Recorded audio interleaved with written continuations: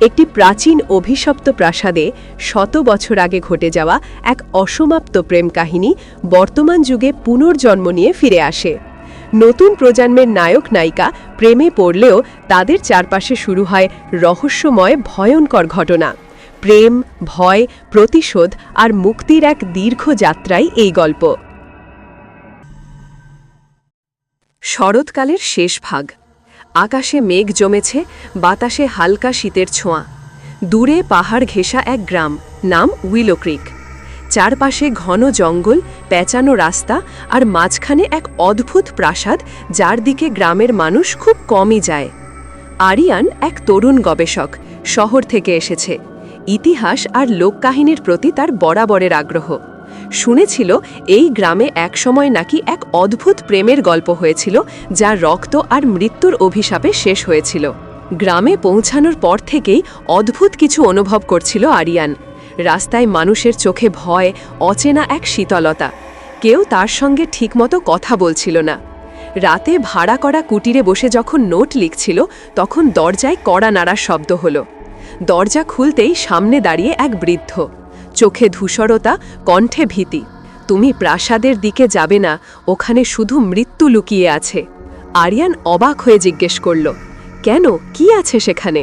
বৃদ্ধ ধীরে ধীরে বলল, ওই প্রাসাদে শত বছর ধরে এক আত্মা ঘুরে বেড়ায়। তার কান্না শোনার পর থেকে কেউ আর বেঁচে ফিরতে পারেনি। বৃদ্ধ চলে গেল, কিন্তু তার কথাগুলো মাথায় ঘুরতে থাকল। আরিয়ানের মনে কৌতূহল আরও বেড়ে গেল। পরদিন সকালে সে একাই বেরোলো প্রাসাদের দিকে। ঘন জঙ্গল পেরিয়ে যখন সামনে এসে দাঁড়ালো, বিশাল ধূসর প্রাসাদটা দেখে তার বুক কেঁপে উঠল। জানালাগুলো ভাঙা, দেয়ালে লতাপাতা জড়িয়ে আছে। মনে হলো যেন অন্ধকারটা তাকে গিলে খেতে চাইছে। ভেতরে ঢুকতেই হঠাৎ হিমেল বাতাস বয়ে গেল। মেঝেতে পায়ের শব্দ প্রতিধ্বনির মতো বাজল। একটা করিডর পেরিয়ে হঠাৎ তার চোখে পড়ল একটা পুরনো প্রতিকৃতি। এক সুন্দরী তরুণী, লম্বা কালো চুল, চোখে রহস্যময় দুঃখ। ছবির নিচে নাম লেখা আদ্রিতা। আরিয়ান অজান্তেই ছবির দিকে তাকিয়ে দীর্ঘশ্বাস ফেলল। ঠিক সেই মুহূর্তে পেছনে মৃদু এক নারী কণ্ঠ শোনা গেল, আমাকে কেন খুঁজে এলে? আরিয়ান ঘুরে তাকালো। খালি করিডর, কেউ নেই। তবুও তার বুকের ভেতর ধক করে উঠল, কারণ কণ্ঠটা যেন খুব কাছে থেকেই ভেসে এসেছিল। প্রাসাদের করিডরে দাঁড়িয়ে আরিয়ানের বুক ধকধক করছে। অদৃশ্য সেই কণ্ঠ তার কানে যেন এখনো বাজছে, আমাকে কেন খুঁজে এলে? সে কিছুক্ষণ চুপচাপ দাঁড়িয়ে রইল। বাতাসে হঠাৎ একটা হিমেল ঠান্ডা বয়ে গেল, যেন প্রাসাদটা নিঃশ্বাস ফেলে দীর্ঘশ্বাস তুলল। আরিয়ান ধীরে ধীরে সিঁড়ি বেয়ে ওপরে উঠল। প্রতি ধাপে মেঝে কেঁপে উঠছে, কাঠের শব্দ যেন ভৌতিক সুর তুলছে। হঠাৎ ওপরে একটা কক্ষের দরজা আধ খোলা দেখতে পেল। ভেতরে ঢুকতেই সে হতবাক হয়ে গেল।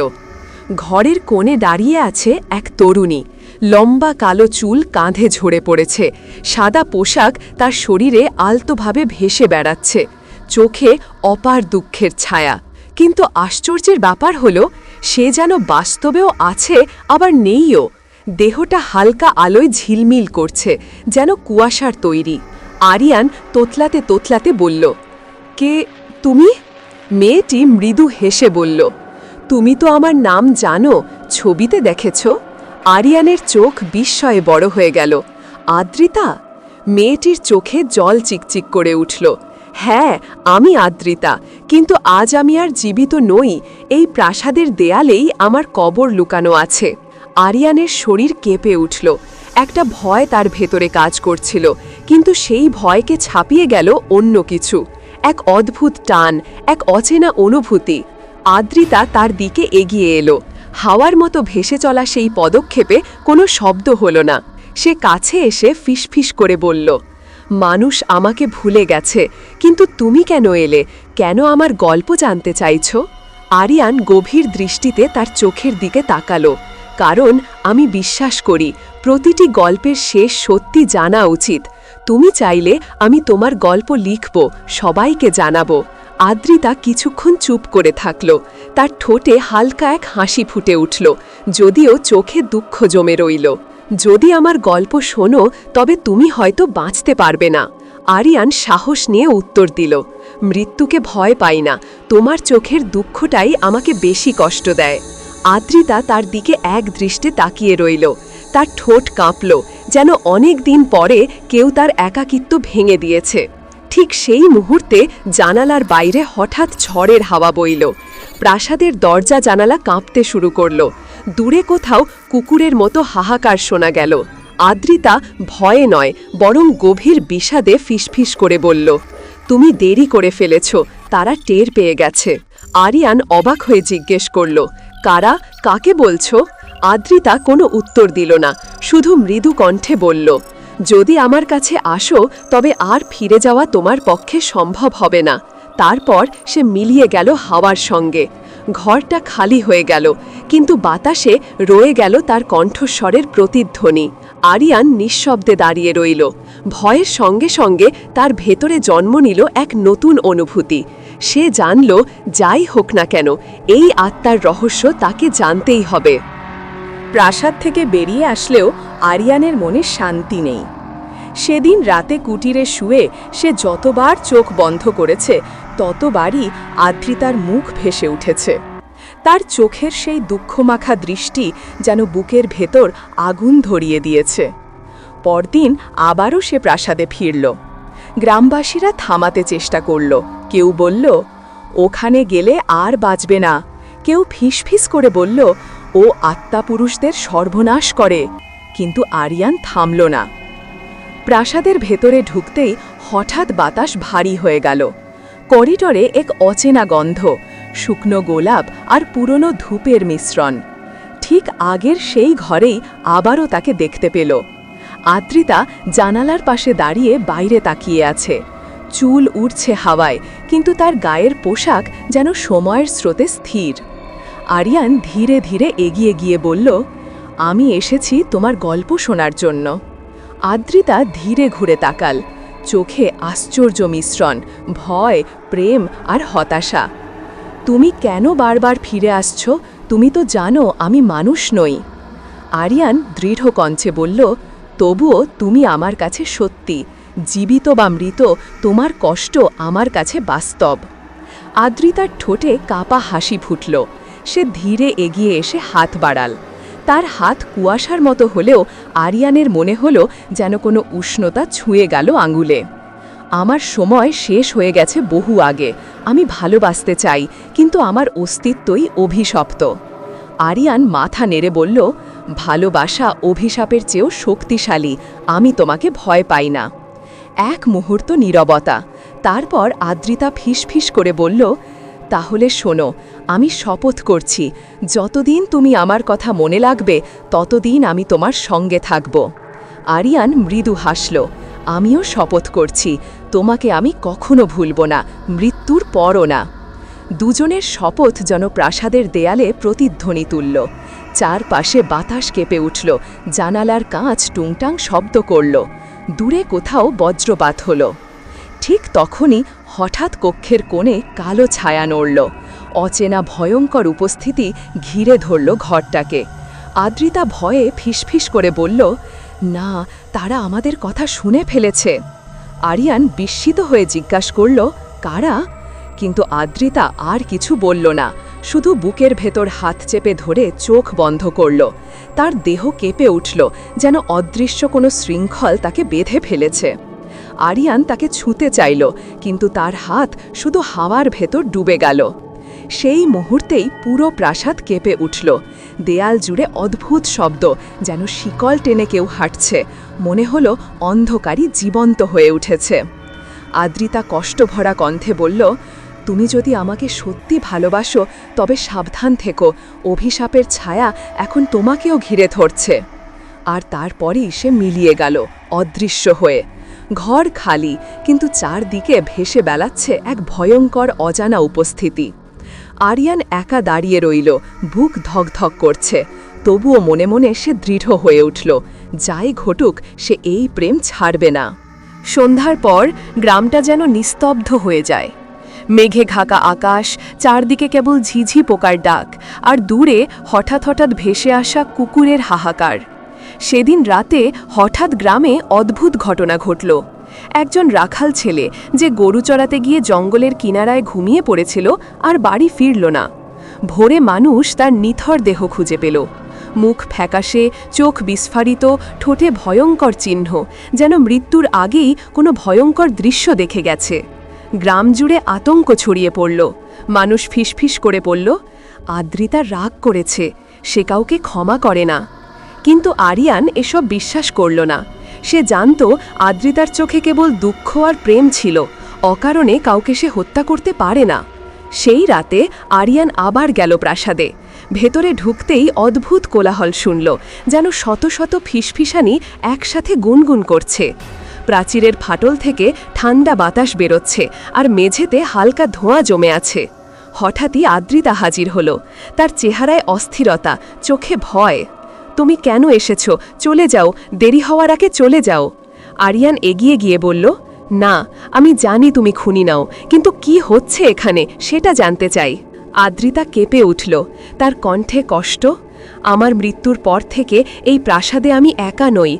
যেদিন আমাকে মিথ্যে অভিযোগে হত্যা করা হয়েছিল, সেই দিন যারা আমাকে কষ্ট দিয়েছিল তারাও এখানে আটকে গেছে। তাদের আত্মারা অভিশাপে অশুভ হয়ে উঠেছে। আরিয়ান বিস্মিত হয়ে জিজ্ঞেস করল, মানে তুমি ছাড়াও আরও আত্মা আছে এখানে? আদ্রিতা মাথা নেড়ে বলল, হ্যাঁ, তারা আমাকে দোষারোপ করে, ভাবে আমি বেঁচে থাকতে তাদের সর্বনাশ ডেকেছিলাম। তাই আজও তারা প্রতিশোধ নেয়। যে কেউ প্রাসাদের কাছে আসে তাকে তারা মেরে ফেলে। আরিয়ান হতবাক হয়ে দাঁড়িয়ে রইল। তার মনে হল সেই রাখাল ছেলেটিকে আদ্রিতা নয়, ওই অশুভ আত্মারাই হত্যা করেছে। হঠাৎ মেঝে কেঁপে উঠল।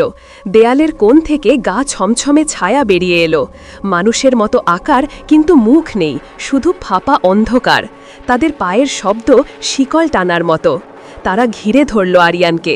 আদ্রিতা চিৎকার করে উঠল, না, ওকে আঘাত করো না। কিন্তু কালো ছায়ারা যেন তাকে শুনল না। একটা ছায়া এগিয়ে এসে হাত বাড়ালো। হাত নয়, যেন ধোঁয়ার মতো শিকল, আর সেগুলো আরিয়ানের গলা জড়িয়ে ধরতে চাইছে। আরিয়ান শ্বাস নিতে পারছিল না। সে হোঁচট খেয়ে মেঝেতে পড়ে গেল। ঠিক তখনই আদ্রিতা সামনে দাঁড়িয়ে দুই হাত প্রসারিত করল। তার শরীর থেকে সাদা আলো বেরিয়ে চারদিকে ছড়িয়ে পড়ল। ছায়াগুলো কেঁপে উঠল, হাহাকার করে সরে গেল দেয়ালের অন্ধকারে। আরিয়ান হাঁপাতে হাঁপাতে তাকাল। আদ্রিতা দাঁড়িয়ে আছে, কিন্তু তার মুখে প্রচণ্ড যন্ত্রণা। আলো নিভে গেলে তার শরীর কুয়াশার মতো দুর্বল হয়ে পড়ল। সে ভাঙা কণ্ঠে বলল, আমি তাদের আটকাতে পারি না চিরকাল। তারা প্রতিদিন শক্তিশালী হচ্ছে। একদিন তারা পুরো গ্রাম ধ্বংস করে দেবে।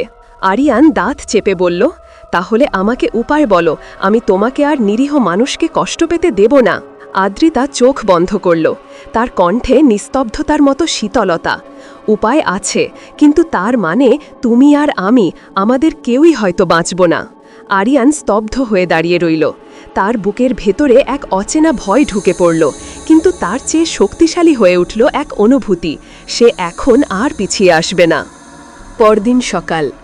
গ্রামের হাটে ভিড় জমেছে। সবাই ফিসফিস করছে রাতের ঘটনাগুলো নিয়ে। কেউ বলছে প্রাসাদ থেকে অদ্ভুত আলো দেখা গেছে।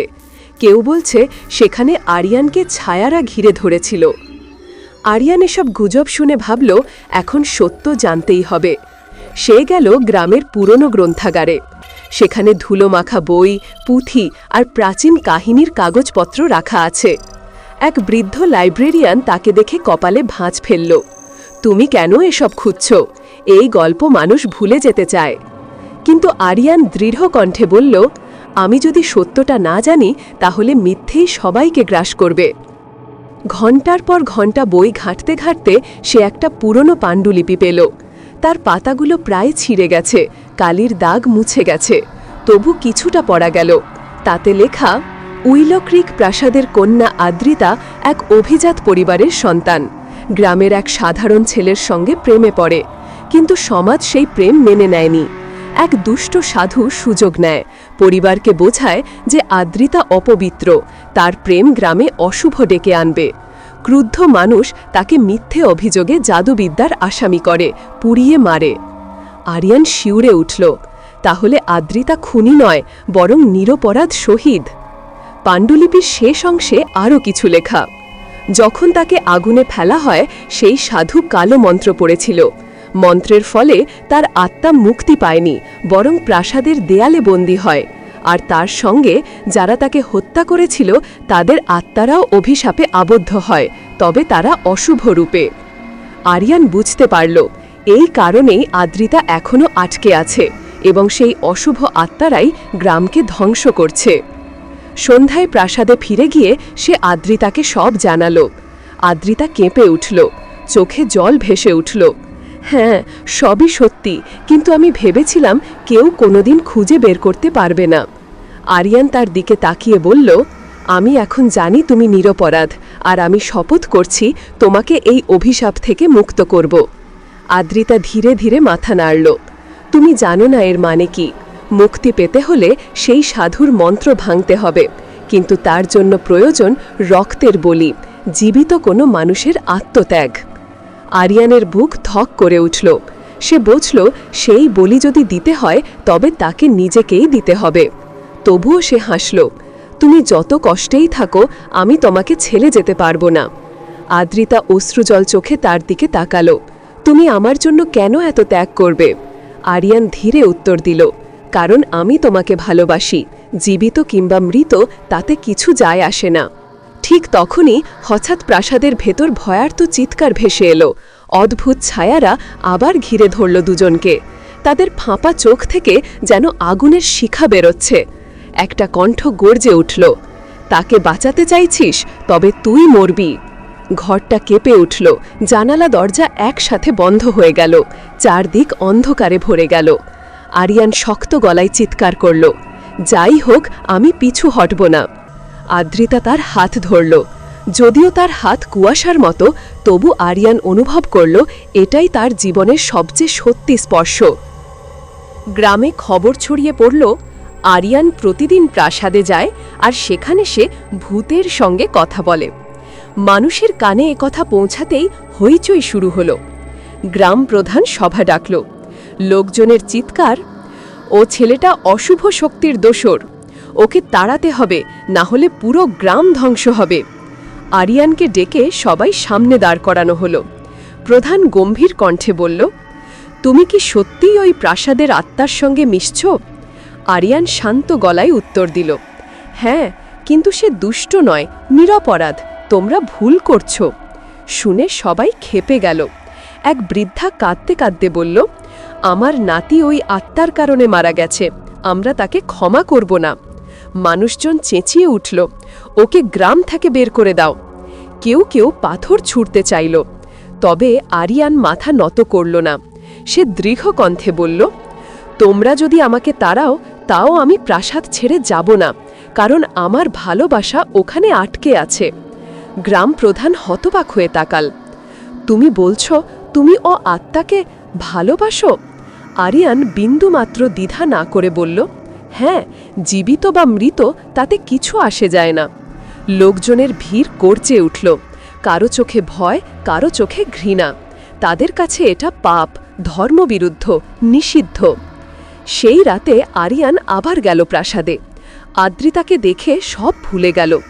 কুয়াশার ভেতর দাঁড়িয়ে থাকা মেয়েটি যেন তার কাছে আগের যে কোনো কিছুর চেয়ে বেশি বাস্তব।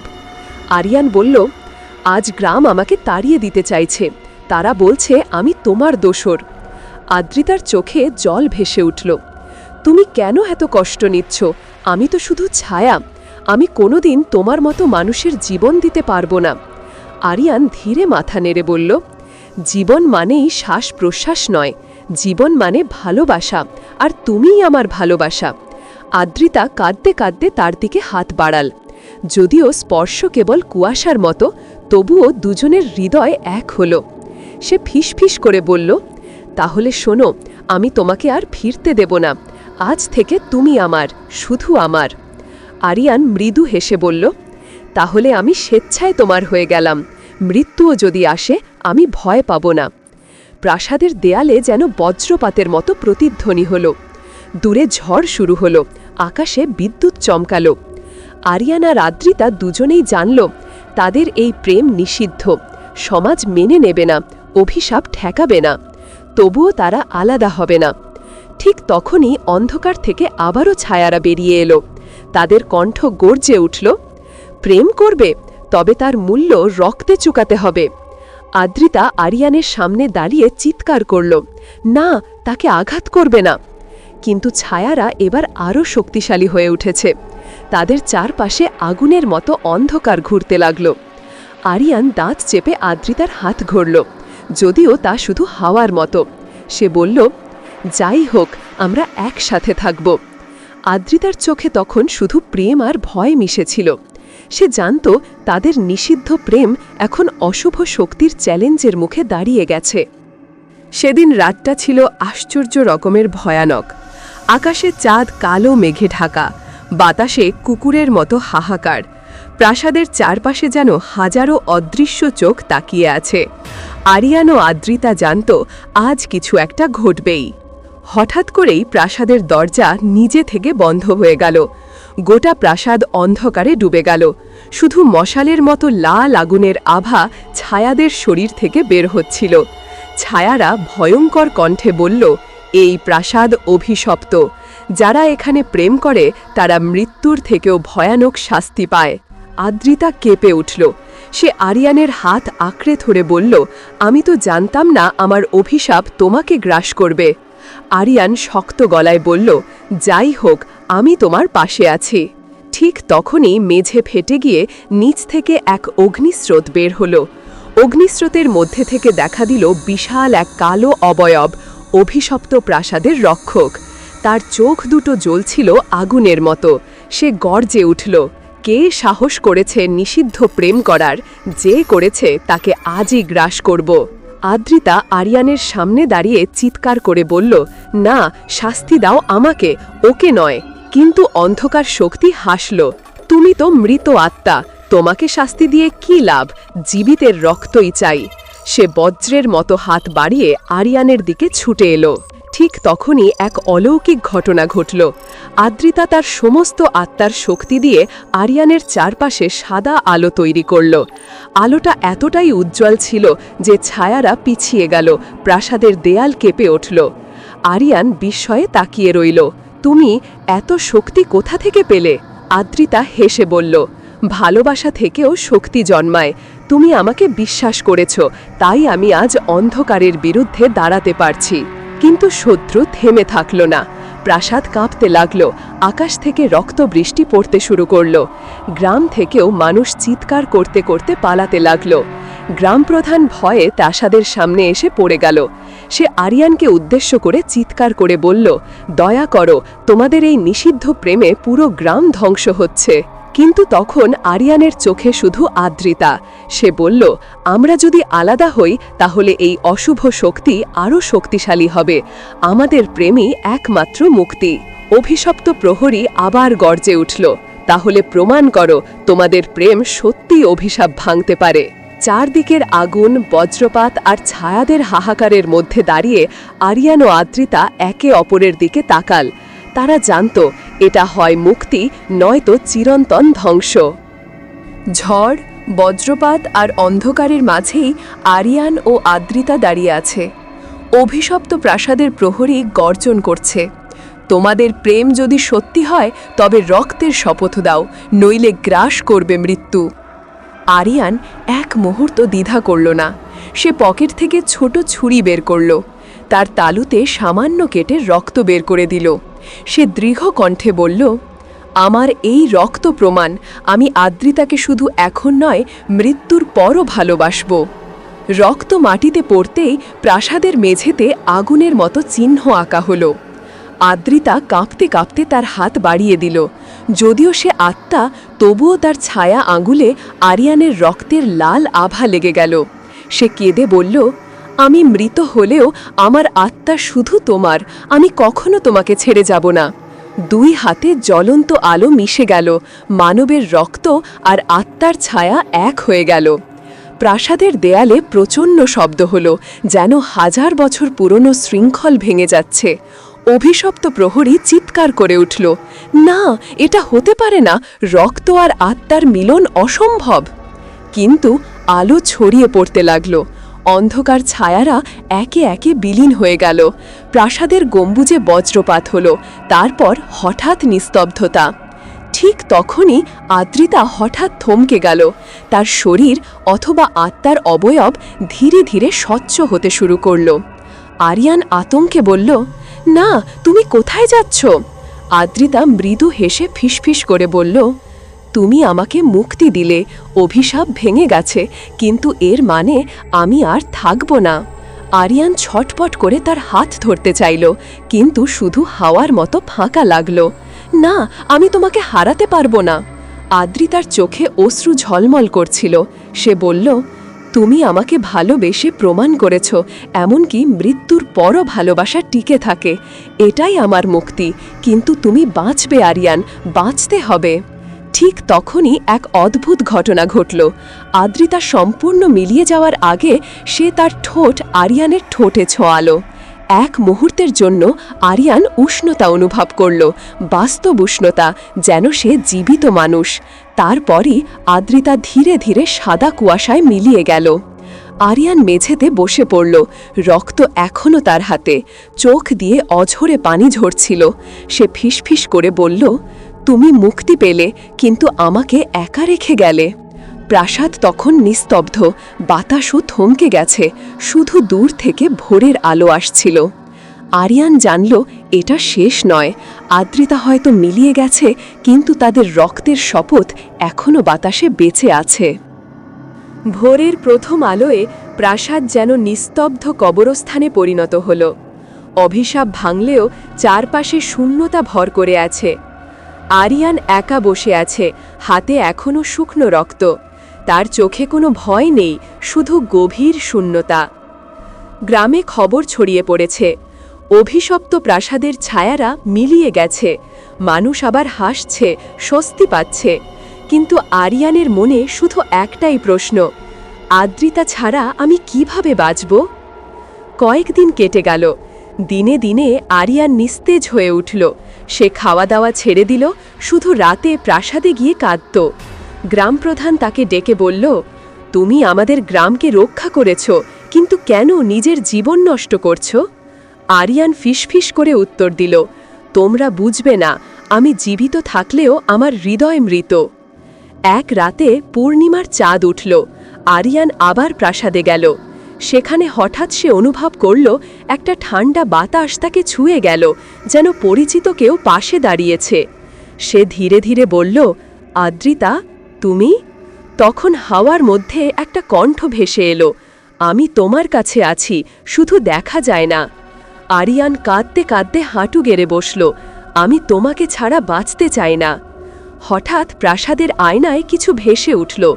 আদ্রিতার প্রতিচ্ছবি, সাদা পোশাকে ম্লান হাসি নিয়ে।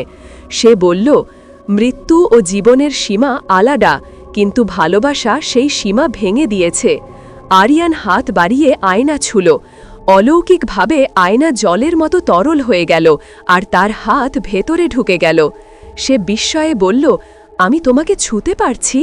আদ্রিতা মৃদু হেসে উত্তর দিল, তুমি প্রস্তুত হলে আমরা চিরতরে এক হতে পারব, কিন্তু এর মানে তুমি তোমার জীবন ছেড়ে দিতে হবে। কিছুক্ষণ নীরবতা, তারপর আরিয়ান ধীরে বলল, জীবন তো কেবল দেহে, আমার জীবন তুমি। যদি তোমার কাছে যেতে হয় মৃত্যুর মাধ্যমে, তবে আমি রাজি। আদ্রিতার চোখ ভরে উঠল অশ্রুতে। সে হাত বাড়িয়ে দিল আয়নার ভেতর থেকে। আরিয়ান দৃঢ়তার সঙ্গে হাত ধরল। এক ঝলকে পুরো প্রাসাদ আলোকিত হয়ে উঠল। চারপাশের দেয়াল কাঁপল, যেন ইতিহাস ভেঙে যাচ্ছে।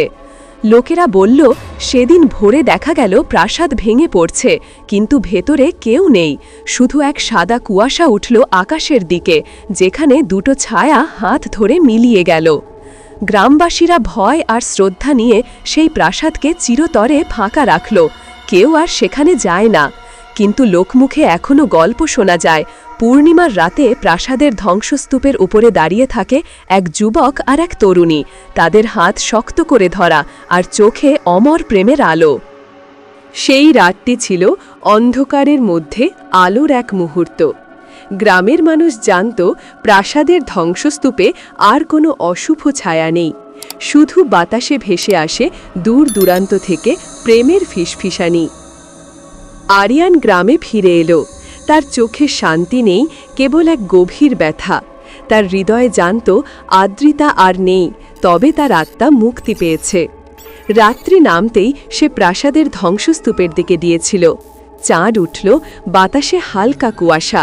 হঠাৎ কুয়াশার মধ্যে দুটো ছায়া দেখা গেল, একটি যুবক আর একটি যুবতী, হাত ধরে, মুখে অমর হাসি। আরিয়ান অবাক হয়ে বলল, আদ্রিতা? ছায়াগুলো নীরবে মাথা নেড়ে সম্মতি জানালো। তাদের চোখে মিলল সেই আগের প্রেমের দীপ্তি। এখন আর কোনো ভয় নেই। তারা কথা বলল না, শুধু দুজন একে অপরের দিকে তাকিয়ে দাঁড়িয়ে আছে হাত ধরে।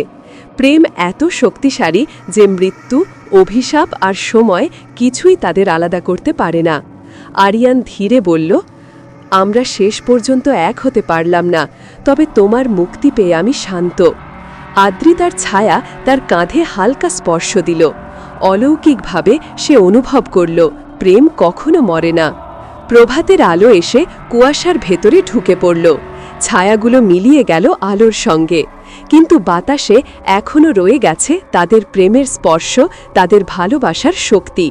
গ্রামবাসী দেখেছে ধ্বংসস্তূপের ওপরে দুটো ছায়া হাত ধরে চলে গেছে, যেন মৃত্যুর সীমা ভেঙে চিরন্তন মিলন ঘটেছে।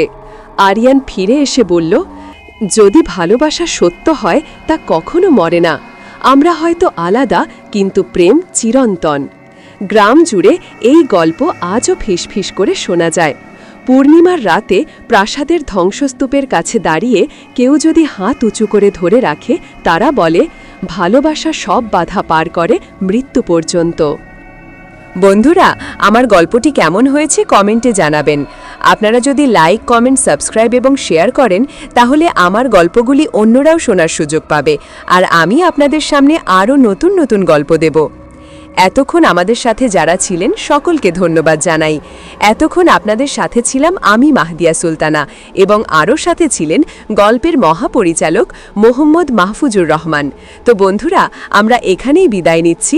ভালো থাকুন, সুস্থ থাকুন এই কামনায়। ধন্যবাদ।